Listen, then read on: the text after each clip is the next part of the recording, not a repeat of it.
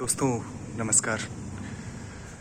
ये चाँद का जो स्वरूप है, ये उत्साहित करता है एक तरह से विचारों को, एक तरह से सोच को, समझ को, सभी को उत्प्रेरित करता है। और हालाँकि चाँद की अलग-अलग छटाएँ जो हैं वो अपने में अद्भुत हैं, लेकिन अभी मैं कुछ देर पहले अपने अध्ययन कक्ष से बाहर आया और मैंने देखा कि सामने दूर आकाश में एक चांद का टुकड़ा नजर आ रहा है। चांद तो नहीं है पूरा।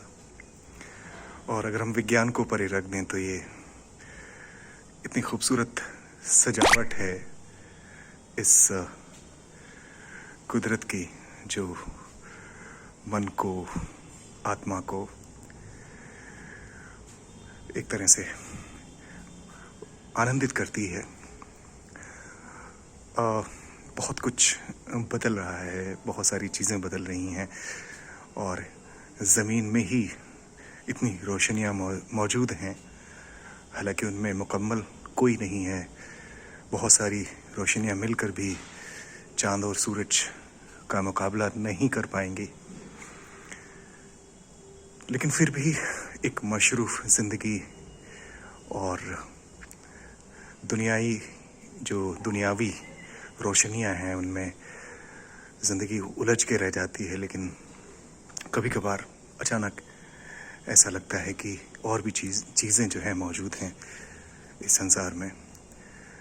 और मुझे भी आभास नहीं था बिल्कुल भी कि सामने ऐसा होगा। मैं पढ़ लिख रहा था कुछ, और अभी जैसे ही दरवाज़ा खोला तो सामने ये दृश्य नज़र आया।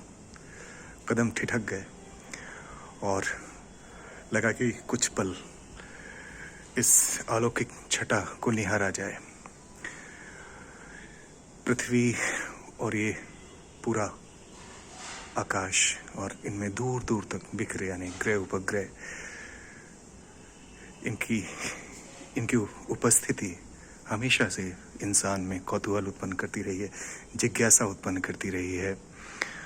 और शायद यही वजह है कि इंसानों ने अपनी रचनाओं में इनका विशद उल्लेख किया है। और सबसे बड़ी बात यह है कि इनको अलौकिक शक्तियों से परिपूर्ण माना है।